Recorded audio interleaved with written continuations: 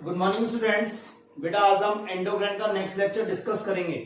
ठीक है, इससे पहले वाले लेक्चरों में हमने अग्रपीयूष ग्रंथि एडिनो हाइपोफाइसिस के बारे में डिस्कस किया था। ठीक है, हमने एडिनो हाइपोफाइसिस के हार्मोन डिस्कस किए थे, जिसमें हमने क्या ग्रोथ हार्मोन डिस्कस किया था, प्रोलैक्टिन किया था, एमएसएच, एफएसएच, एलएच, एसीटीएच, ठीक है, टीएसएच और एमएसएच के बारे में हमने डिस्कस किया था। आज हम डिस्कस करेंगे पश्चपीयूष ग्रंथि के हार्मोनों के बारे में। इसके बारे में पश्चपीयूष ग्रंथि के हार्मोन के बारे में देखो बेटा। अग्रपीयूष ग्रंथि के हार्मोन, ये जो अग्रपीयूष ग्रंथि से जो हार्मोन स्रावित होते हैं उनका निर्माण अग्रपीयूष ग्रंथि में ही होता है, पर जो पश्चपीयूष ग्रंथि के द्वारा जो हार्मोन स्रावित होते हैं उनका निर्माण पश्चपीयूष ग्रंथि में नहीं होता। उनका निर्माण कहाँ होता है? हाइपोथैलेमस में। तो देखते हैं हम पश्चपीयूष ग्रंथि के बारे में।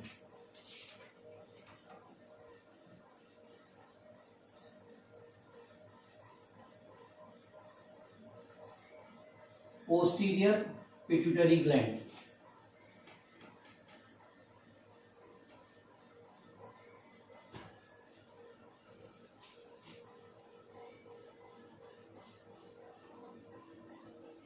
ये पिट्यूटरी ग्लैंड का कितना परसेंट पार्ट होता है बेटा? 25% पार्ट होता है। कितना परसेंट होता है ये? 25% पार्ट होता है। मेरी बात समझ में आई? दूसरी बात, इसे और क्या बोलते हैं? Pars nervosa. क्या बोलते हैं इसे बेटा?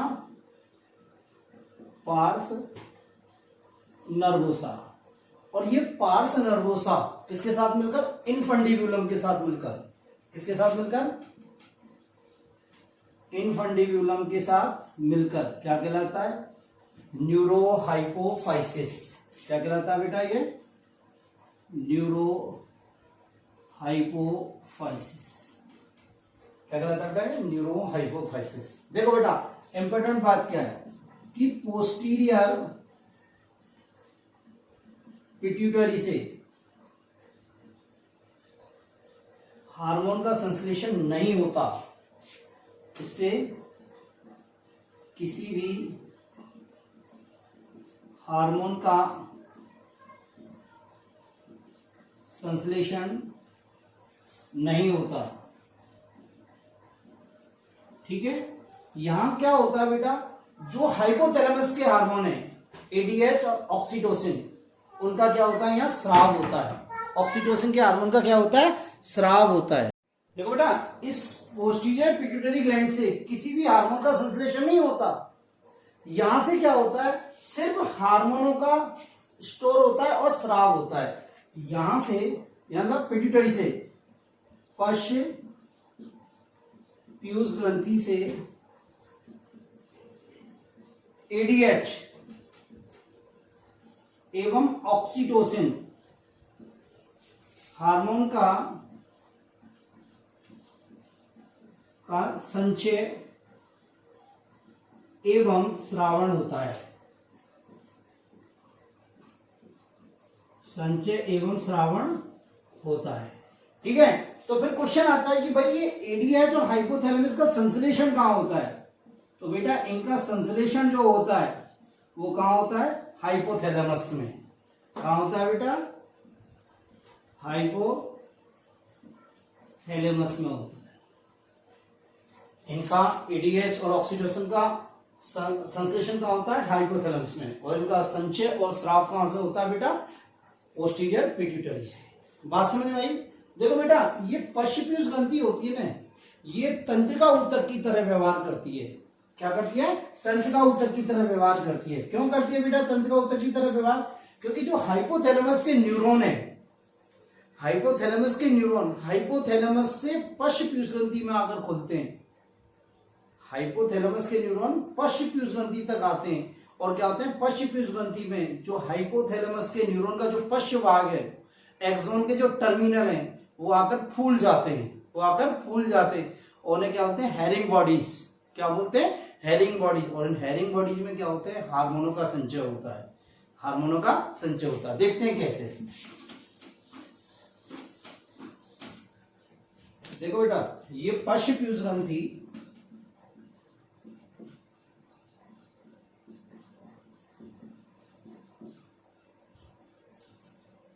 तंत्रिका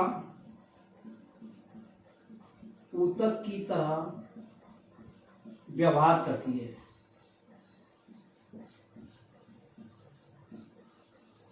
क्यों करती है देखो बेटा,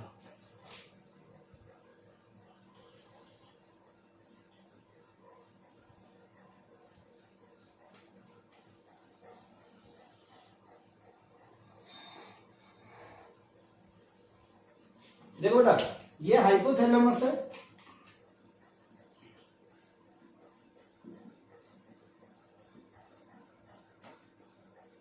ये पश्चपीयूष ग्रंथि है,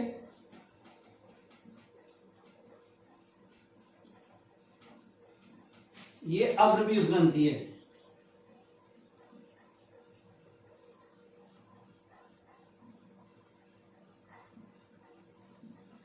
देखो बेटा होता क्या है, यहां पे क्या है, तंत्रिका स्रावी कोशिका है, मैं लिख देता हूं।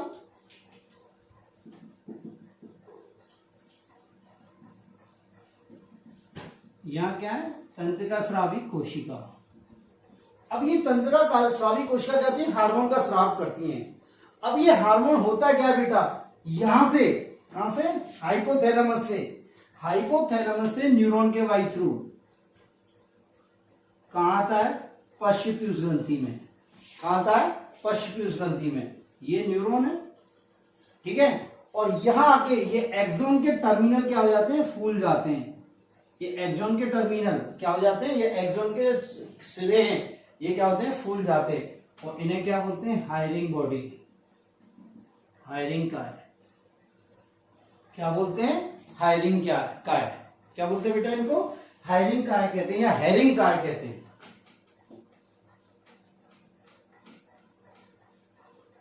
और इन हेरिंग काय में क्या होता है, ये जो हेरिंग काय होते हैं इनमें क्या होते हैं, हार्मोन भरे होते हैं, हार्मोन होते हैं। क्या होते हैं, हार्मोन होते हैं, इसलिए ये किसकी तरह बिहेव करता है, तंत्रिका ऊतक की तरह है। दूसरी बात देखो बेटा, जो हार्मोन इस अग्रपीयूष ग्रंथि में आएंगे, किसमें आएंगे, इस अग्रपीयूष ग्रंथि में, कहां से, हाइपोथैलेमस से, वो किसके द्वारा आएंगे, पोर्टल सर्कुलेशन के द्वारा। किसके द्वारा, पोर्टल सर्कुलेशन के द्वारा। किसके वाई थ्रू आएंगे बच्चा, पोर्टल सर्कुलेशन द्वारा। पश्चपीयूष ग्रंथि में किसके द्वारा आएंगे, न्यूरॉन्स के द्वारा। किसके द्वारा, न्यूरॉन्स के द्वारा। और यहां किससे आएंगे, पोर्टल सर्कुलेशन के द्वारा। बात मेरी समझ में आई। देखो यहाँ पे बहुत सारे हार्मोन बनते हैं हाइपोथैलेमस में, पर हम जो पश्चपीयूष ग्रंथि में जो हार्मोन पहुंचते हैं वो कौन कौन से होते हैं, एडीएच और ऑक्सीटोसिन, एडीएच एंड ऑक्सीटोसिन। तो हम किसके बारे में डिस्कस करेंगे, एडीएच एंड ऑक्सीटोसिन के बारे में। तो फर्स्ट हार्मोन लेते हैं हम एडीएच, एंटी डाययूरेटिक हार्मोन। इसे और क्या बोलते हैं, वैसोप्रेसिन भी बोलते हैं। क्या बोलते हैं बेटा, वैसोप्रेसिन।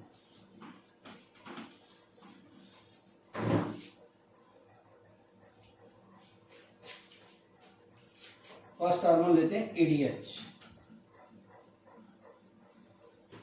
एंटी डाययूरेटिक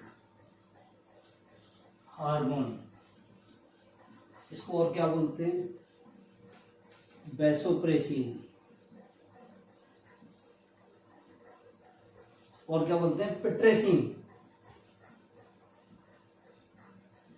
क्या बोलते हैं उसे, पिट्रेसिन। क्या बोलते हैं बेटा, पिट्रेसिन। हिंदी में बोलते हैं मूत्र निरोधी हार्मोन। क्या बोलते हैं बेटा, मूत्र निरोधी हार्मोन। देखो बेटा एडीएच, देखो बेटा ये एडीएच जो होता है ये क्या करता है, इसका टारगेट अंग क्या होता है। ये एडीएच का जो लक्ष्य अंग होता है वो दो होते हैं। एक तो होता है नेफ्रॉन का डीसीटी, नेफ्रॉन का डीसीटी, और एक क्या होता है, संग्राहक नलिका।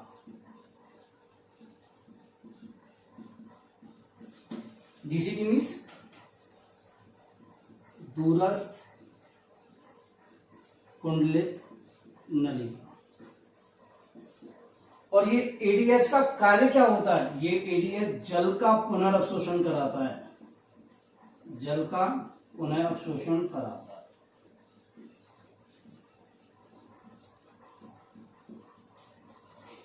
क्या करता है, एडीएच का लक्ष्य अंग क्या होता है, डीसीटी और संग्राहक नलिका।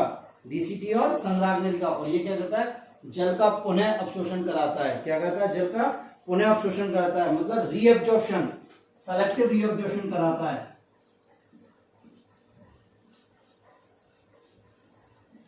सेलेक्टिव रीअब्जॉर्प्शन कराता है, जिससे क्या होता है, ये यूरिन में जल की हानि को रोकता है, मूत्र में जल की हानि को रोकता है, मूत्र में जल की हानि को रोकता है। मैं बताता हूं अभी, देखो कैसे। ठीक है, देखो हम एक नेफ्रॉन का डायग्राम देखते हैं।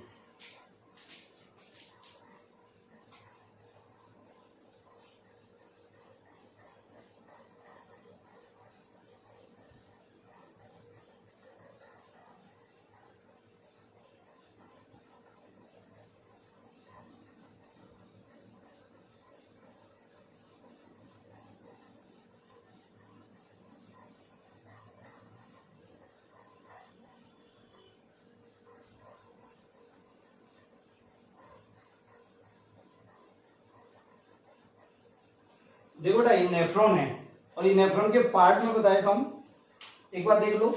ये क्या है, पीसीटी, ये क्या है, डीसीटी, और ये क्या है, संग्राहक नलिका।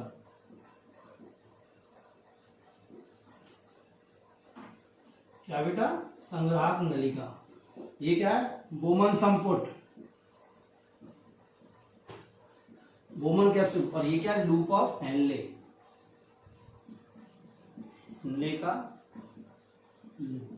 ठीक है, तो ये डीसीटी जो एक्ट करता है, कार्य करता है, वो कहां कर, सॉरी ये पीटीएच या सॉरी एडीएच जो कार्य करता है वो कहां करता है, डीसीटी पे और संग्राहक नलिका।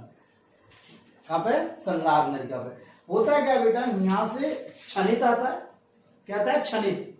और वो क्षणित का क्या होता है, क्षणित होता बहुत है, बहुत ज्यादा क्षणित होता है, 180 लीटर पर डे क्षणित आता है इसमें। और उसमें से ये मैक्सिमम जो पदार्थ होते हैं उसका पुनर्अवशोषण कर हो जाता है। क्या होता है, पुनर्अवशोषण। और यहाँ पे जो बचता है उसे बोलते हैं मूत्र। तो 180 लीटर आता है और मूत्र कितना होता है, 1 से 1.5 लीटर पर डे। तो मैक्सिमम जो क्षणित है 99% उसका रीअब्जॉर्प्शन हो जाता है, पुनर्अवशोषण हो जाता है। तो जल का यहाँ पर डीसीटी और संग्राहक नलिका पर अवशोषण होता है, किसकी प्रेजेंट में, एडीएच की प्रेजेंस में। किसकी प्रेजेंस में, एडीएच की प्रेजेंस में। मेरी बात समझ में।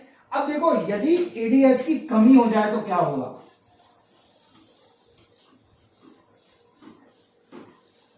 यदि बेटा एडीएच की कमी हो गई तो क्या होगा, जल का पुनः अवशोषण रुक जाएगा, जल का पुनर्अवशोषण रुक जाएगा। किस पे, जल का पुनर्अवशोषण कम हो जाएगा, किस पे, डीसीटी एंड कलेक्टिंग डक्ट पर। डीसीटी एंड कलेक्टिंग डक्ट पर जब जल का पुनर्अवशोषण हो जाएगा तो मूत्र में जल की हानि अधिक होगी, मूत्र में जल की हानि अधिक होगी। जब मूत्र में जल की हानि अधिक होगी, मूत्र में जल की हानि अधिक होगी, ठीक है। तो क्या होगा, बार बार में टॉयलेट आएगा, क्या होगा, बार बार में टॉयलेट आएगा। और क्या होगी, जब जल की हानि हो रही है, जल की कमी हो गई तो बॉडी कैसी हो जाएगी, डिहाइड्रेट हो जाएगी, निर्जमीकृत हो जाएगी, ठीक है। और क्या होगा, बार बार में प्यास लगेगी, उसको बोलते हैं पॉलीडिप्सिया। क्या बोलते हैं, पॉलीडिप्सिया। और जब ज्यादा कमी हो जाएगी तो हमारा क्या होगा, बीपी क्या हो जाएगा, कम। तो क्या हो जाएगा, पॉलीयूरिया।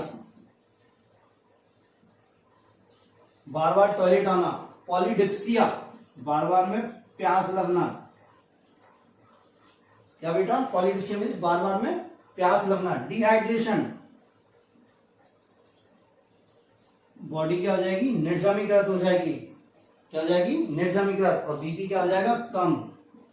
बीपी का हो जाएगा तो इसे क्या बोलते हैं, हाइपोटेंशन।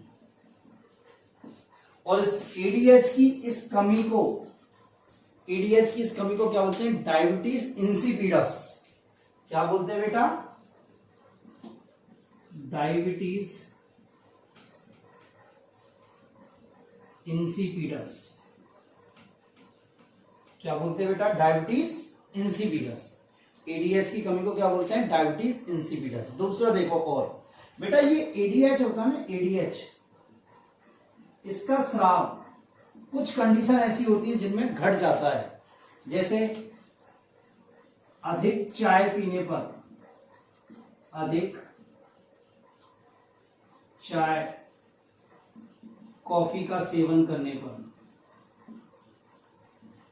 सेवन से, ठीक है, बियर पीने से, बियर या एल्कोहल से, और एक बेटा अधिक ठंड से, क्या होता है, ठंड से, सर्दियों में टॉयलेट अधिक आता है, आप एसी में बैठ जाओ आपको टॉयलेट अधिक आएगा, ठंड से,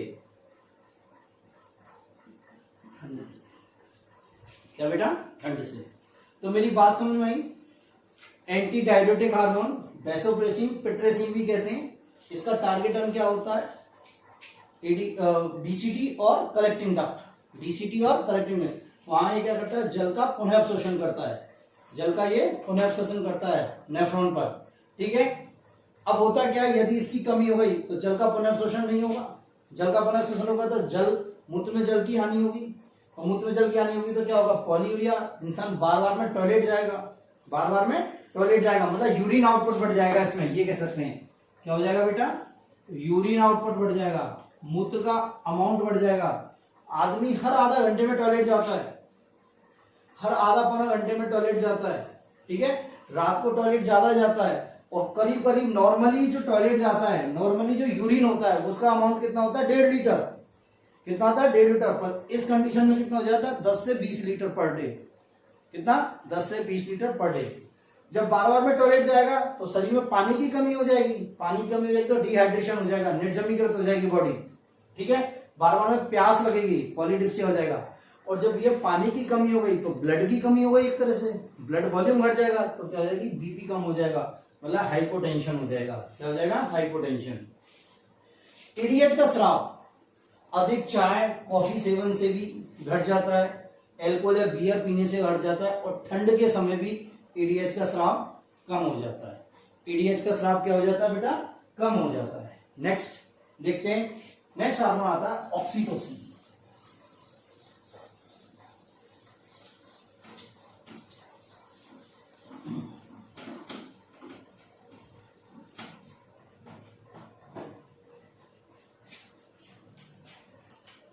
सेकेंड आता है ऑक्सीटोसिन। देखो बेटा, ऑक्सीटोसिन को बर्थ हार्मोन भी कहते हैं, ऑक्सीटोसिन के बड़े बहुत सारे नाम हैं, ऑक्सीटोसिन को क्या बोलते हैं, बर्थ हार्मोन भी कहते हैं, ठीक है, और क्या बोलते हैं, मिल्क इजेक्टिंग हार्मोन, क्या बोलते हैं बेटा, मिल्क इजेक्टिंग हार्मोन, और क्या बोलते हैं, लव हार्मोन भी बोलते हैं, क्या बोलते हैं, लव हार्मोन, क्या बोलते हैं, लव हार्मोन। देखो बेटा, बर्थ हार्मोन क्यों कहते हैं, देखो बेटा होता क्या है, होता क्या है, ऑक्सीटोसिन जब मादा गर्भवती होती है और जब उसका गर्भकाल पूरा हो जाता है, गर्भकाल पूरा हो जाता है, मतलब पीरियड, मतलब चाइल्ड बर्थ के समय, बेबी के जन्म के समय, चाइल्ड बर्थ के समय, ऑक्सीटोसिन गर्भाशय की अरेखित पेशियों में बहुत तेज तीव्र संकुचन करता है। चाइल्ड बर्थ के समय जब बच्चे की डिलीवरी होने वाली होती है तो ऑक्सीटोसिन गर्भाशय की अरेखित पेशियों में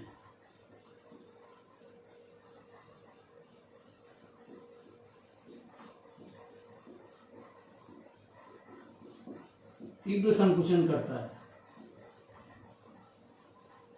और तीव्र संकुचन के दौरान क्या होते हैं, दर्द होता है, जिसे बोलते हैं प्रसव पीड़ा, क्या बोलते हैं बेटा, प्रसव पीड़ा। तीव्र संकुचन होता है तो क्या होता है, बच्चा नीचे की ओर मूव करता है, बच्चा क्या करता है, नीचे की ओर मूव करता है, ठीक है, तो जिससे क्या होता है, बच्चा शरीर से बाहर आता है, उसका क्या होता है, जन्म होता है, क्या होता है, जन्म होता है, इसलिए क्या होते हैं, बर्थ हार्मोन। तो क्या होता है, जो बेबी होता है, नवजात होता है, वो नीचे की ओर खिसकता है, किसकी ओर, बर्थ कैनाल की ओर, जो जनन नाल होती है, जन्म नाल होती है, उसकी तरफ खिसकता है, मतलब बाहर की ओर मूव करता है, इसलिए इसे क्या बोलते हैं, बर्थ हार्मोन कहते हैं।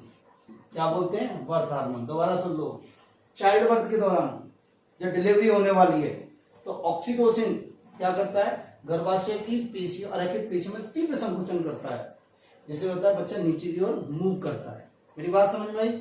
और इस जब तीव्र संकुचन होता है तो पीड़ा होती है, दर्द होता है, ऐसे बोलते हैं प्रसव पीड़ा। अब देखो ये ऑक्सीटोसिन आता कहां पे, यहां जो ऑक्सीटोसिन ये आ रहा है वो कहां से आ रहा है, मां की पिट्यूटरी ग्लैंड से आ रहा है, या मां की पश्च पीयूषग्रंथि से स्रावित हो रहा है। कहां से हो रहा है, मदर की पोस्टीरियर पिट्यूटरी ग्लैंड से, पोस्टीरियरी पिट्यूटरी पश्च पीयूषग्रंथि से स्रावित हो रहा है। कहां से हो रहा है, पश्च पीयूषग्रंथि से स्रावित हो रहा है। बात समझ आई? नेक्स्ट आता है मिल्क इजेक्शन। क्या आता है बेटा, मिल्क इजेक्शन। देखो होता क्या है, देखो ना, पिट्यूटरी हार्मोन, ये जो ऑक्सीटोसिन हार्मोन होता है, क्या होता है बेटा, ये ऑक्सीटोसिन हार्मोन होता है। ये ऑक्सीटोसिन हार्मोन क्या होता है, जो स्तन ग्रंथि होती है उसमें मायोएपिथेलियल सेल्स होती हैं। क्या होती हैं, मायोएपिथेलियल सेल्स।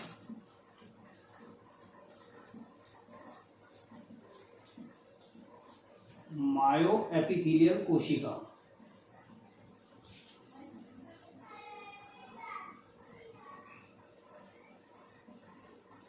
इन मायोएपिथेलियल सेल्स में क्या होता है, संकुचन करता है। क्या करता है बेटा, संकुचन। और जब संकुचन करता है तो क्या होता है, दूध का निष्कासन होता है। क्या होता है बेटा, दूध का निष्कासन होता है। इसलिए इसे ऑक्सीटोसिन को क्या बोलते हैं, मिल्क इजेक्टिंग हार्मोन। क्या बोलते हैं, मिल्क इजेक्टिंग हार्मोन। देखो बच्चों, ये ऑक्सीटोसिन का और किसमें यूज किया जाता है, देखो जब गाय भैंस दूध नहीं देती ना, क्या बेटा, गाय भैंस दूध नहीं देती तो इसी इंजेक्शन को लगाया जाता है गाय भैंसों में। गाय भैंसों में दूध निकालने के लिए, दूध निकालने में ऑक्सीटोसिन क्या होता है, सहायक होता है।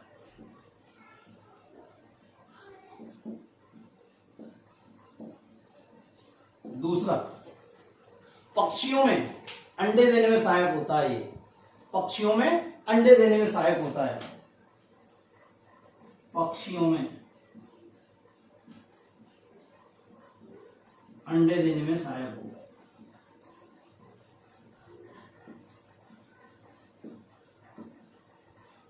ठीक है। और इसको क्या बोलते हैं, ऑक्सीटोसिन को और सहानुभूति हार्मोन या लव हार्मोन भी बोलते हैं। इधर लिख देता हूं ऊपर की ओर, है बेटा। और ऑक्सीटोसिन को क्या बोलते हैं, सहानुभूति हार्मोन या लव हार्मोन।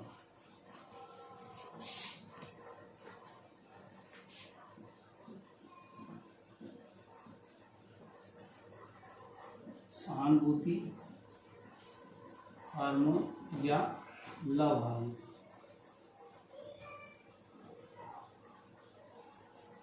देखो बेटा, माँ और बच्चे की जो कनेक्टिंग होती है ना, माँ और बच्चे की जो कनेक्टिंग होती है वो किसके कारण होती है, इसी ऑक्सीटोसिन हार्मोन के कारण होती है। किसके कारण होती है, ऑक्सीटोसिन कारण। मतलब ये मैटरनल और पैटर्नल बिहेवियर को कंट्रोल करता है।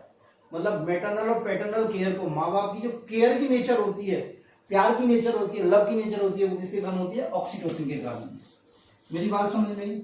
एक इंपॉर्टेंट बात और देखो बेटा, ये ऑक्सीटोसिन में सब फीमेल के अंदर कार्य थे, पर ऑक्सीटोसिन मेल के अंदर भी कार्य रखता है, मेल के अंदर भी इसका कार्य है। तो देखो बेटा, ये ऑक्सीटोसिन नर में क्या करता है, ऑक्सीटोसिन नर में जो स्खलन नलिका होती है, इजैकुलेटरी डक्ट होती है, स्खलन नलिका,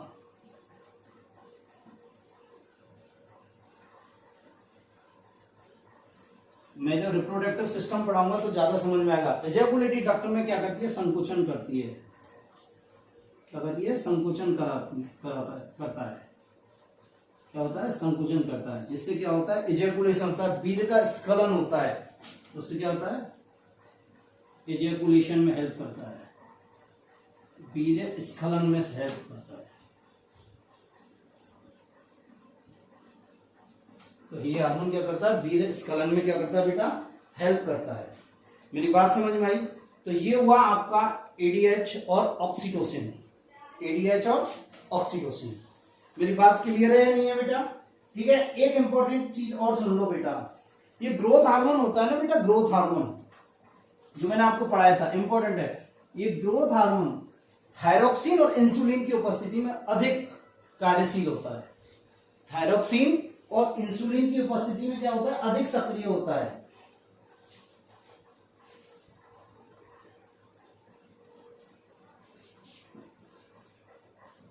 थायरोक्सिन एंड इंसुलिन की उपस्थिति में अधिक सक्रिय होता है। क्या होता है बेटा, अधिक सक्रिय होता है। ये इंपॉर्टेंट लाइन है। तो यहां हुई आपकी पिट्यूटरी ग्लैंड खत्म। ठीक है, बाकी का नेक्स्ट थायराइड ग्लैंड अपन नेक्स्ट लेक्चर में डिस्कस करेंगे। थैंक यू बेटा।